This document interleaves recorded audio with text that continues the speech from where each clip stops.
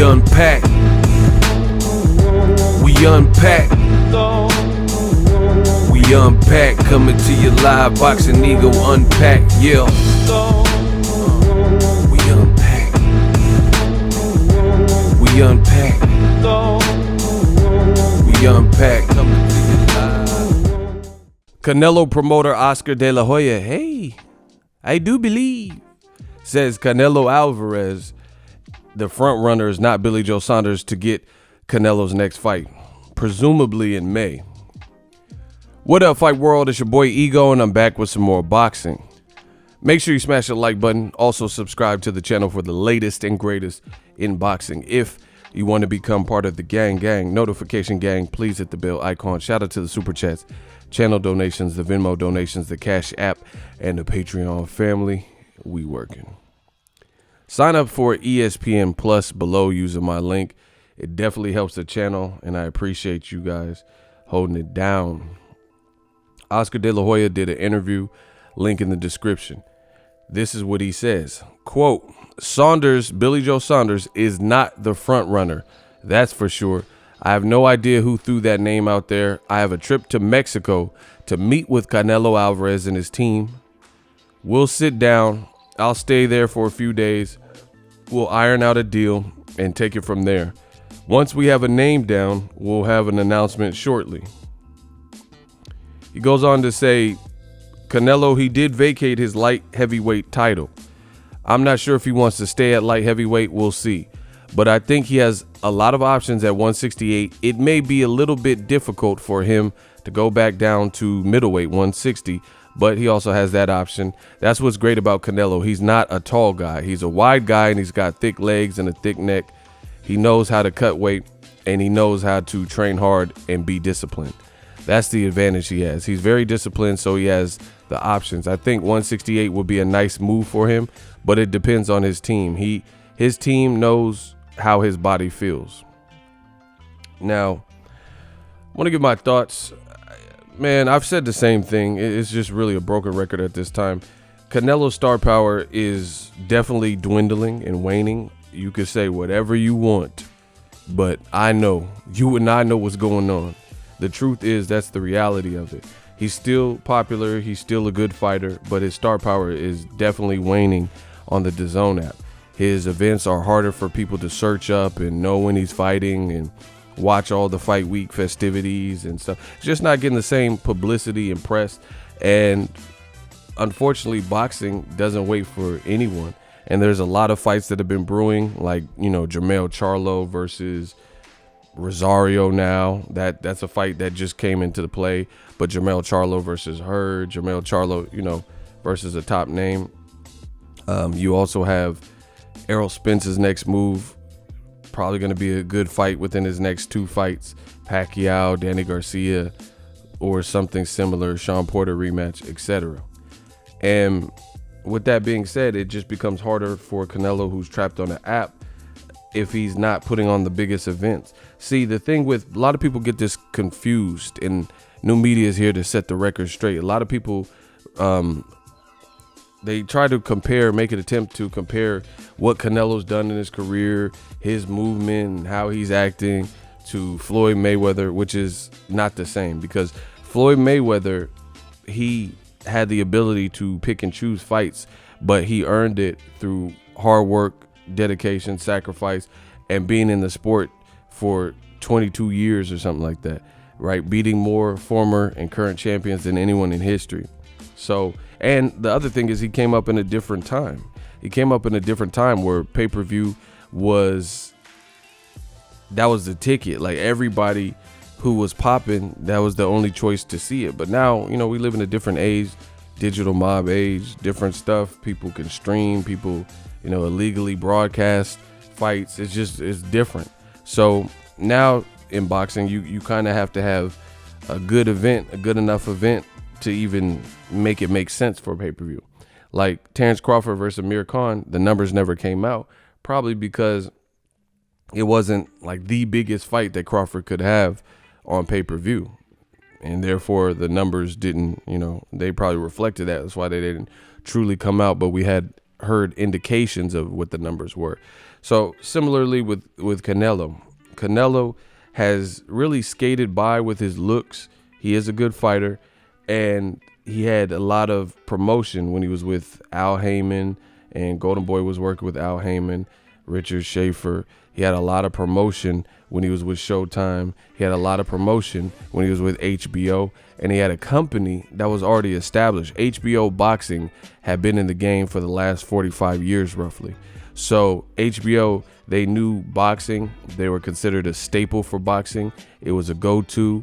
It was a ready-made thing. If you watch HBO shows from True Blood to Boardwalk Empire, there's no way you could watch HBO and through their promotional team and marketing not know that there were some boxing fights coming on, because they would use, the NBA, it's a premium channel, so they could do what they want, so to speak. They didn't have to censor themselves as much as cable, and they would promote their other events, or they would have boxing cards that would get millions of views, and during the boxing broadcast and telecast, they would announce.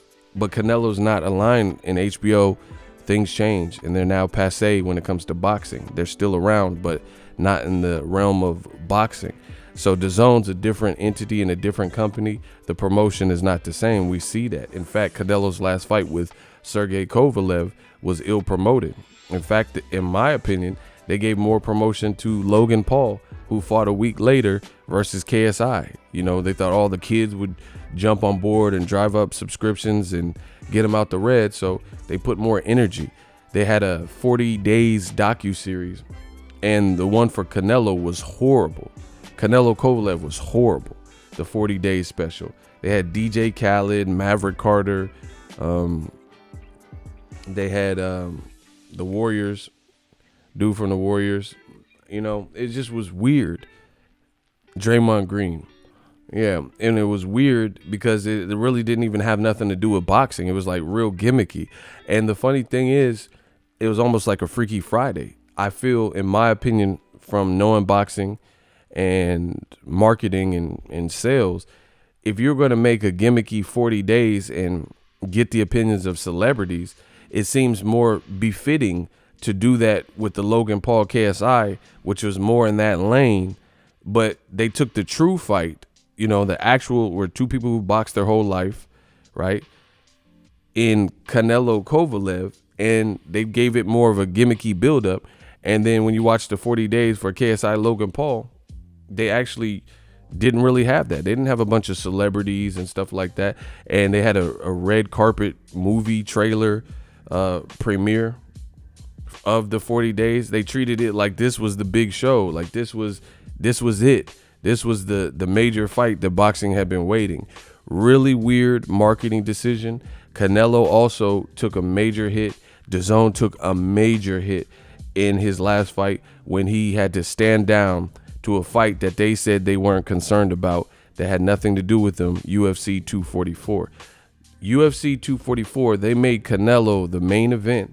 Wait, you're not, how are you the star, the face of combat sports, if you have to wait for Nate Diaz and Jorge Masvidal on a competitor's card? That was the final blow for Canelo and DAZN. I think that gave them it was a reality, it was a reality check, and that was a horrible look that they still haven't lived up. As far as I'm concerned, they still haven't lived up. You made Canelo wait, and we're waiting for boxing. Ryan Garcia knocks out his opponent in one round, and they're playing UFC 244 at the MGM. Why are you playing a competitor? They begged Dana White to broadcast his fight at a boxing card. That's sad.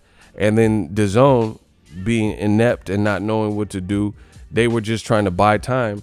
So they were asking everybody, every celebrity they seen in the crowd, what their opinion was on Canelo Kovalev, and they were just wasting time, just buying time, and it was a mess, and that really hurt Canelo's stock and put stuff into perspective. Like, this would have never happened to Floyd Mayweather.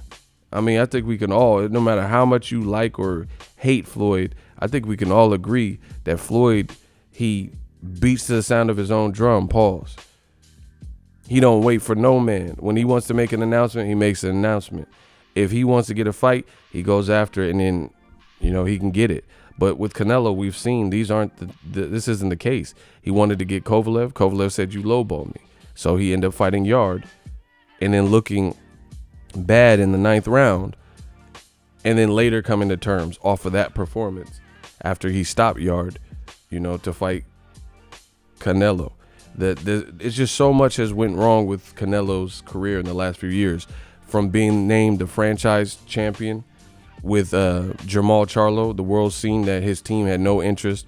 The WBC helped him evade his mandatory that he should have been facing. There was no excuse. There was no reason. Clearly, Canelo versus Charlo would be a big fight. You could put it in Vegas. You could put it in Texas, would do great.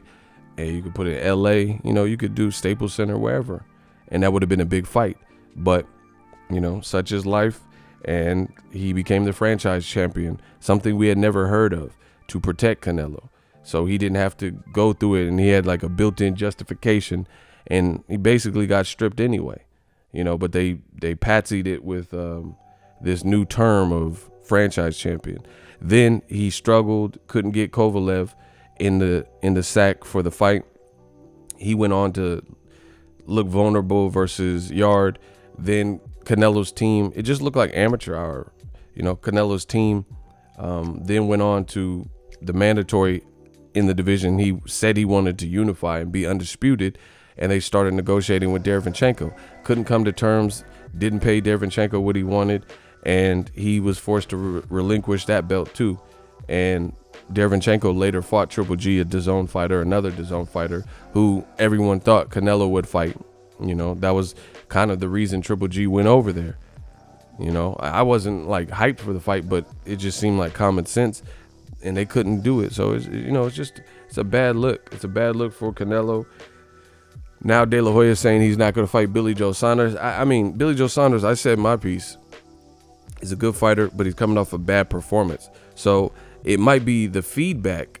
It might be the feedback that people received and Golden Boys received where they want to go in a different direction. But it's Canelo he's in between a rock and a hard spot, because Billy Joe Saunders is coming off a bad performance against an unknown. It's not like he fought Golovkin and he struggled a bit. He fought Marcellus Esteban Corceres and struggled on an undercard to YouTubers, KSI Logan Paul. In fact, the YouTubers who were first-time pro fighters put on a better show than Billy Joe Saunders. People were more entertained, especially that particular crowd, the Fortnite fans and,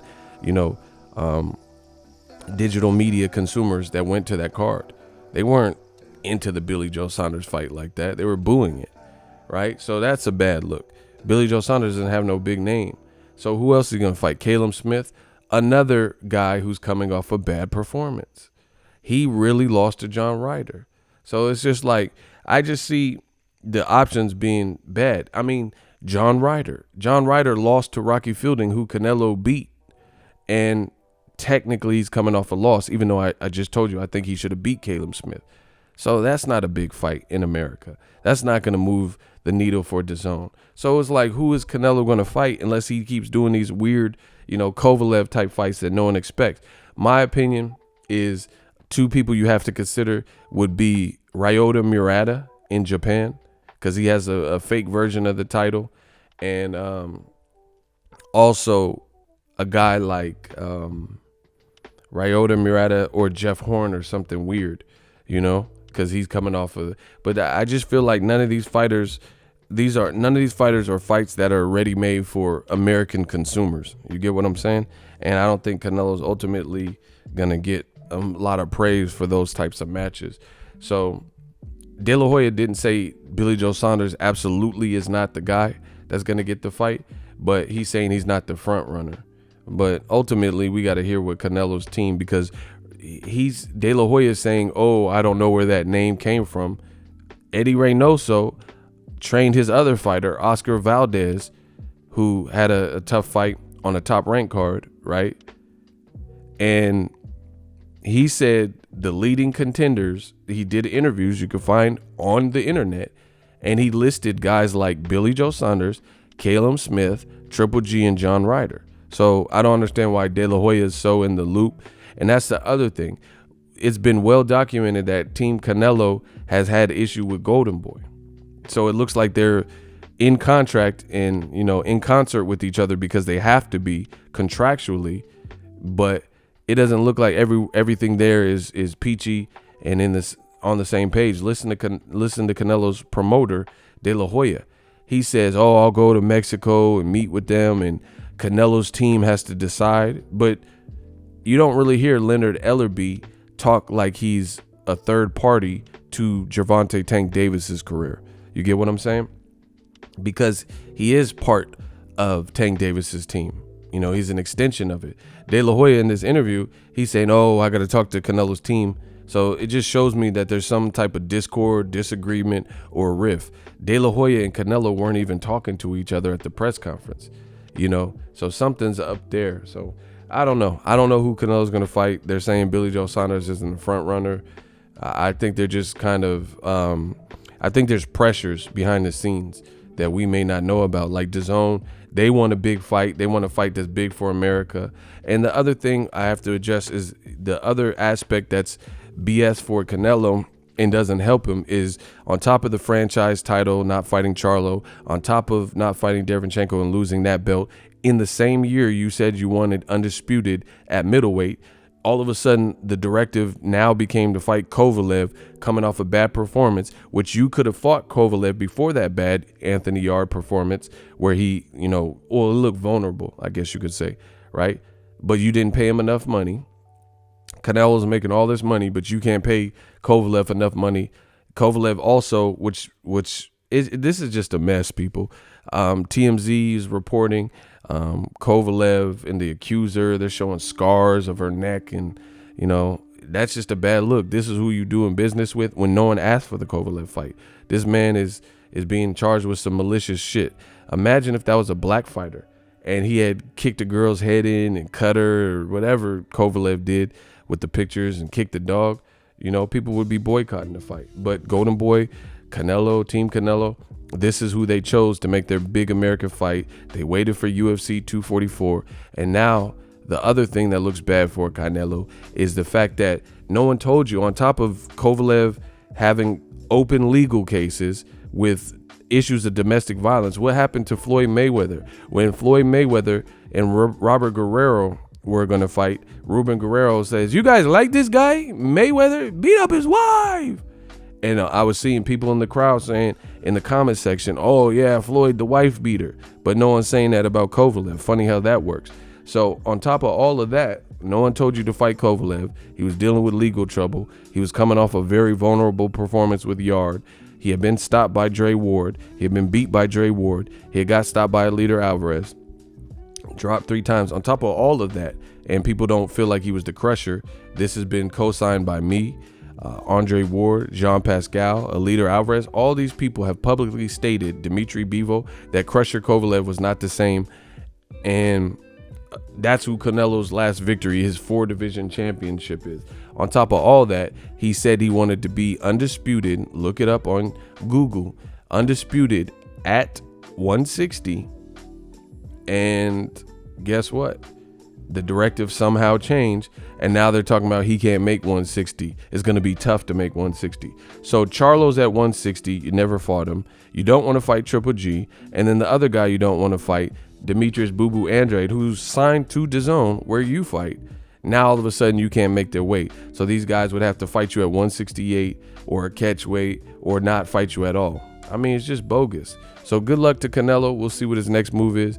We unpack. So if you enjoyed this video and want more content like this on the channel, you can show your appreciation by going to the PayPal donate button or the YouTube support button, and you can donate any amount that you feel is equivalent to the value of this video. Much more to come. Thank you guys for your support. Boxing Ego, the future of boxing.